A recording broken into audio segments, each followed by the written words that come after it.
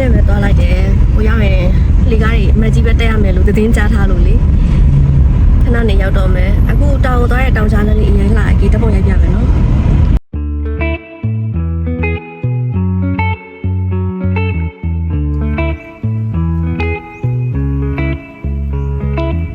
အခုရဲ့ဘေးပတ်လည်းမှာတောင်နေပေါ့နော်ခဏနေခုနကတောင်ပေါ်လိုက်ဒီနားနေတောင်ပေါ်လိုက်နေဘယ်တောင်ကတောင်ဝမ်းမှမသိဘူးကိုတက်ရမှတောင်ဝမ်းကိုမသိသေးဘူး Remember the days we were young, wild and free,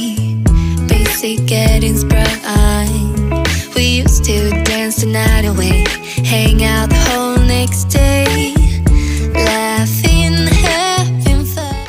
အခုလောဆယ်တောင်ကြီးပါလေ amazing ဘောက်တောင်ကြီးကတကယ်ကိုခက်ခဲမှုလေတောင်တောင်ကြီးပေါ်နေရေတွေကျလာတယ်အဲ့ဒီကနေပြီးချောင်းဖြစ်ပြီးဒီဘက်ကိုစီးသွားတယ်ပြီးနှစ်တန်လေးတွေရေတောက်တောက်ကျတဲ့အတန်ရတောင်ရဲ့အေးတဲ့ဟာရ 100%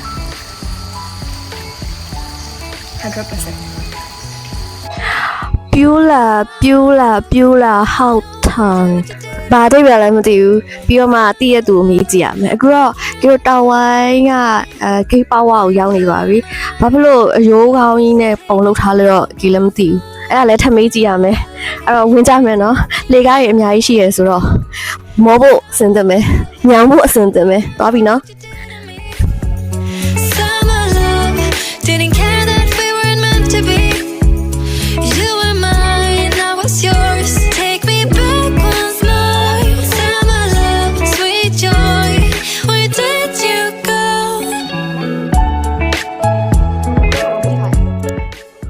အော်ဟိုဘက်မှာကျတော့အယိုးကောင်ဒီဘက်ကိုလှည့်ကြည့်လိုက်မြောက်နဲ့တူရယ်လာပါအောင်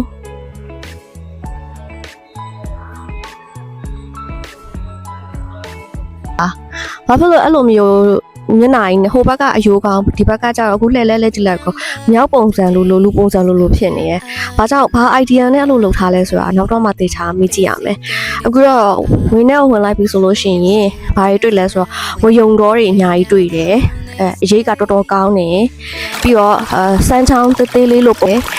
အဝင်မှာပေါ့နော်ဝင်ဝဝနေတော်တော်မျက်စိကအေးဝပေါ့မျက်တန်လေးနဲ့ရောတာရလိုက်တာတက်ကြမယ်ခုနကဝယုံတော်ကနေပြီးတော့တောက်လျှောက်လာရင်လည်းဒီနားမှာလမ်းဆုံးသွားတော့ဟဲ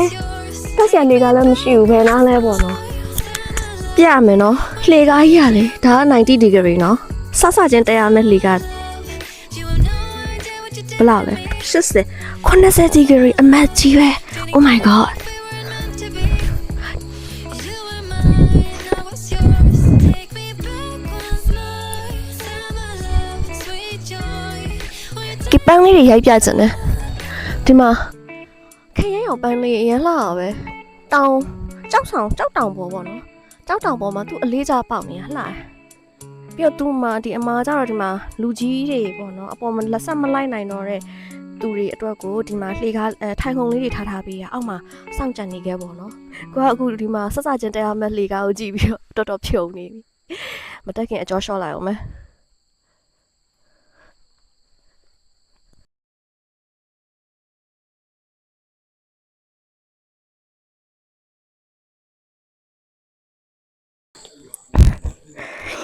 တောင်ပေါ်စတက်ပြီးကေးဟိုက်ကင်ကိုရွေးထားရဲကေးရခံမယ်နော်3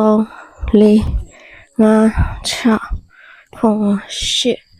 9 10နောက်ထောက်လျှောက်လှေကားမနဲ့သေးရှိလဲရှိသွားရင်ကောင်းမလားမသိဘူးအာရုံရမလားတော့မသိဘူး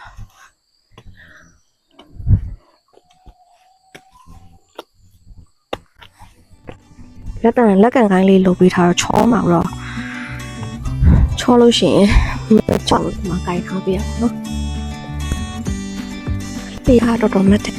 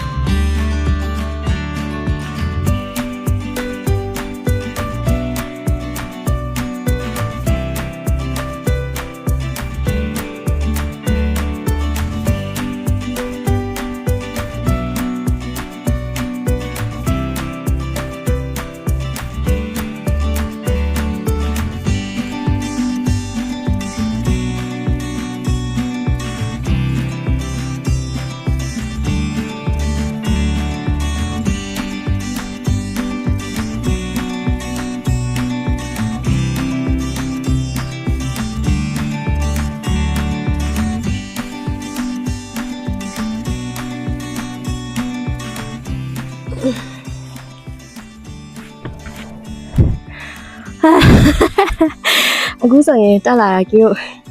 မြင်နေရပြီဟိုဘက်တောင်ထိပ်ဖြားဆက်လေးပေါ့နော်အဲ့တော့ကြီးထင်တာတော့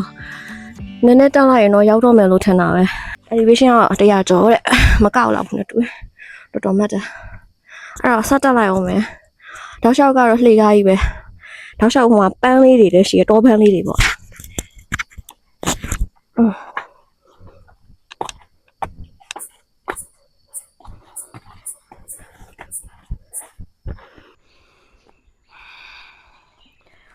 တောင်းနေအရင်တက်တာမှတ်တယ်ဆိုလို့ရှိရင်ねလေတော့အပေါ်အလိုမောမကြည့်ပဲနဲ့အောက်ကိုပဲငိုက်ပြီးတက်ပါတဲ့โอเคအဲ့လမ်းတိုင်းပဲ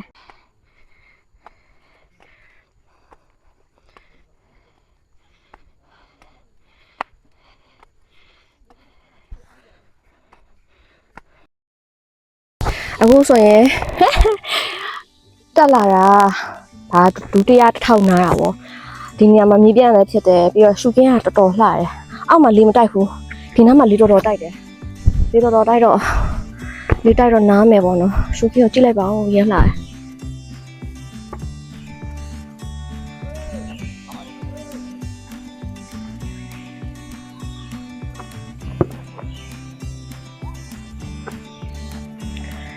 အခုအပေါ်ကနေပြီးတော့တောင်ပေါ်ကနေပြီးတော့ဆင်းလာတဲ့လူတွေအတန်ကြားရတယ်ရောက်တော့မယ်ဟေ့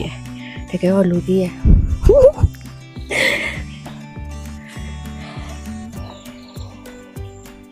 ဒီနားမှာငှက်ကလေးတွေများနော်လေလဲတိုက်တယ်ဟုတ်လား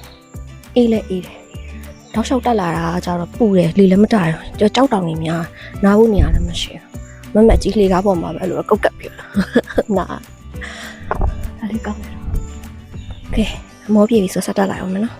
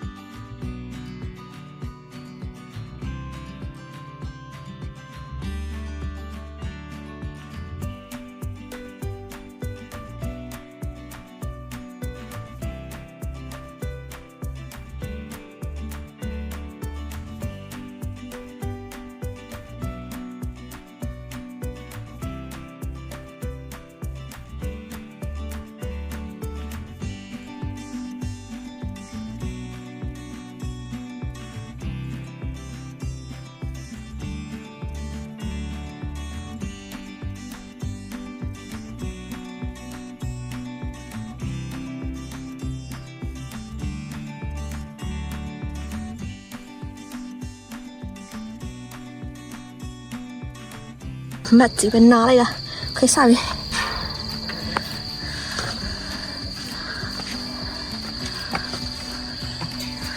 ဒါတော့နာမည်ကြီး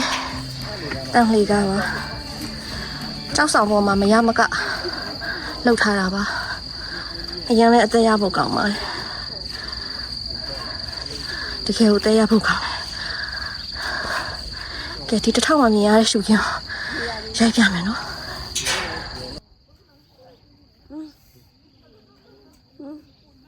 kilo dia. 5 kilo ke di dulu.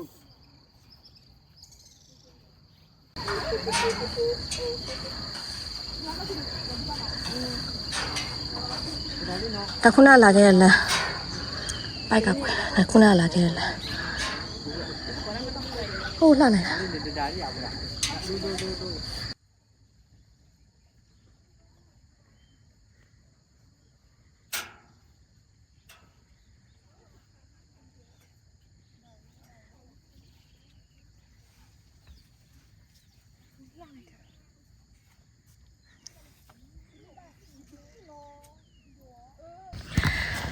အခုဆိုရင်တောင်ဝိုင်းတောင်ထိပ်ကိုရောက်ပါပြီအချိန်ကတော့10 နာရီခွဲလောက်ဖြစ်နေတော့နေတော့ပူနေတယ်ဒါပေမဲ့ခမောက်ကကောင်းတယ်ဒီမှာတွေ့ရတဲ့ပတ်လဲ360ပေါ့နော်တောင်ထိပ်ကလေးပဲဆိုတော့360ဒီဂရီကိုဗီဒီယိုရိုက်ပြပါမယ်ဒါကတော့တက်လာတဲ့လေကားပါဆိုရင်ဘယ်ဘက်ကနေစပတ်လိုက်မယ်နော်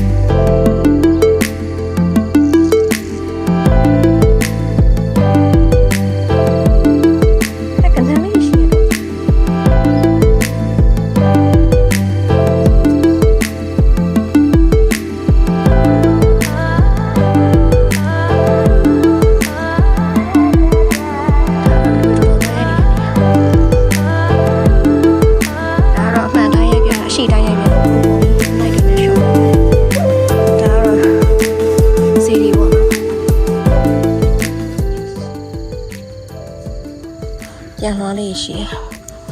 ဒါမှမိုးချိုးပြတ်တဲ့နေရာလို့ပြောတယ်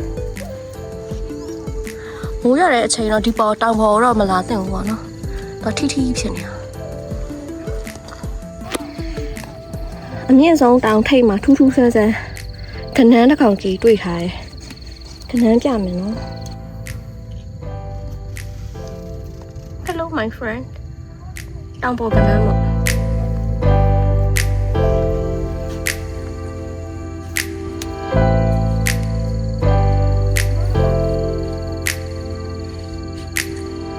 တောင်ပေါ်ကနေပြန်ဆင်းလာပါပြီရှင်။မိုးပြက်လေကားကိုဆင်းလာတော့ဗီဒီယိုမရိုက်ခန့်မိလိုက်ဘူးဒူးတွေအရန်တုံနေလို့လေ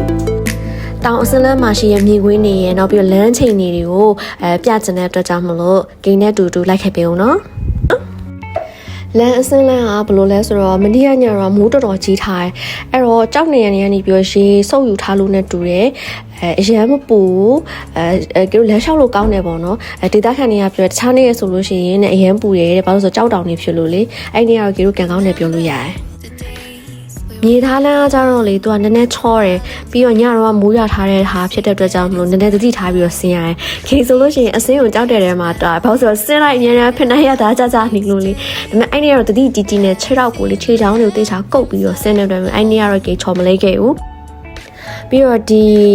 လက်ရန်တွေကိုကင်ပြီးတော့ဆင်းတဲ့အတွက်ကြောင့်မလို့နည်းနည်းပို့ပြီးတော့ထိန်းအားပိုကောင်းတာပေါ့နော်။သွားနေတဲ့လမ်းမှာတော့ဘေးပတ်ဝန်းကျင်ကတော့မြင်ရတဲ့အတိုင်းပေါ့နော်။ဒီမှာတစ်ပင်တွေရှိရဲအလေးစားပေါက်နေတာပေါ့နော်။တောပန်းတွေလည်းပေါက်နေတာတွေ့ရပြီးတော့တစ်ပင်အရိပ်တွေကလည်းနေမပူပေါ့နော်။ဒါတောလန်းကိုနည်းနည်းဖျက်ရှောက်နေတဲ့သဘောဖြစ်တယ်။ကြောက်တောင်ဆိုပေမဲ့လေကြောက်တောင်ကြီးပဲထင်းထင်းကြီးနဲ့အဲ့လိုပူပူကြီးရှောက်နေရတာမဟုတ်ဘဲနဲ့လေ။ तू ကလေဟိုတစ်ပင်တစ်အုပ်လေးနဲ့ပါရှိတဲ့အခါကျတော့အရိပ်ရတာပေါ့နော်။ဒါပေမဲ့တခုလို့ရှိရင်တချို့နေရာတွေအခုလိုမျိုးဒီလိုနေရာမျိုးဆိုလို့ရှိရင်ပေါ့နော်။ဟိုလေမတိုက်ဘူးလေမတိုက်တဲ့ခါကျတော့နည်းနည်းဟို heart rate မြန်တယ်တက်ရှူကနည်းနည်းတော့ကြက်တယ်ပေါ့နော်အဲ့လိုမျိုးလေးတော့ရှိတယ်ပြီးတော့ရီရတာအစင်းမလို့လားမသိဘူးเนาะမြန်တယ်သိလားအတက်တော့တော်တော်တဲ့မရအောင်အစင်းကကြတော့လေတဖြည်းဖြည်းနဲ့အခုဆိုလို့ရှိရင်အမတ်ဆုံးတောင်ချီလေကားနာကိုရောက်လာပြီအဲ့ဒီလေကားနေရတော့တကယ်ကိုအတက်ကောအစင်းရောအမတ်ဆုံးပဲအတက်တော့ကလည်းတော်တော်မတ်တယ်အစင်းမှလည်းတော်တော်လေးကိုမတ်ကြီးနဲ့ကိုဆင်းရတယ်အခုတော့ဒါ successful ပေါ့နော် hiking ကိုအောင်မြင်သွားပြီးတောင်ဝင်းတောင်အောင်မြင်သွားတဲ့အတွက်ကြောင့်မလို့ကေးရဲ့ထုံးစံအတိုင်း happy jam လေးပါ Remember the days we were young, wild and free. Okay တောင်ဝင်းတောင်တက်တဲ့အတွေ့အကြုံပြောပြပါဆိုလို့ရှိရင်ဒူးရအခုတော့ဒူးတော့ကေ fitness level ကေ centimeter ဆိုပြီးတော့ကေတောက်လျှောက်တော့တက်တယ်အမောခံနိုင်တယ်6တွေဘာမှမဖြစ်ဘူးဒါပေမဲ့ဘာဖြစ်လဲဆိုရက်လိုက်လို့ရှိရင်အရင်ပူတယ်ပြီးတော့သူ့ရဲ့တောင်ပုံစံကကြတော့လှေကားကိုဟို80 degree မဟုတ်ရင်60 degree ပဲပြီးရင်45 degree ရမရှိဘူးဒါလောက်မှတ်တယ်ပြီးရင်ဒါလောက်လေးပြပြလေးနဲ့ချော့တိတ်တယ်ချော့ပြီးွားရီဆိုတာနဲ့ထပ်တက်ခိုင်းတယ်ဟိုအပေါ်ဆုံးရောက်လို့ရှိရင်တော့ရမ်းပူတယ်ကဲရောက်သွားတဲ့ဟာ7နာရီဝန်းကျင်လောက်ဆိုတော့ပူတယ်အဲ့လှေကားအနီရောင်တက်ရတဲ့ဟာ6ရောက်ဖက်နှက်ချွတ်ရတဲ့အတွက်ကြောင့်မလို့ခြေတော့တွေအရန်ပူတယ်နေလက်တောက်လျှောက်ထိုးတယ်ဆိုတော့တောင်ပေါ်ကတော့ပူတယ်တောင်ထောက်လျှောက်ကတော့ဟိုအရိပ်တွေရှိတယ်ဆိုတော့ကောင်းပါတယ်အဲ့တော့ကို good job တတ်နိုင်တယ်ဆိုတော့ကောင်းတယ်တဲ့ရလဲစင်ပြေပါတယ် challenge လုပ်ကြည့်တဲ့နယ်ဒီတောင်ပေါ်တက်ပြီးတော့လေလှေကားအနေထားတကယ်ကိုလှေကအများဆုံးလို့ထင်တာပဲကေလှေကဘယ်နဲ့ထလဲရီမယ်ဆိုပြီးတော့ကိုပြောထားတကယ်လှေကမရီပြစ်ခဲ့ဘူးအဲ့လိုမျိုးနဲ့အသက်ငယ်နေ Okay အားလုံးပဲ see you in next video ပါတတာ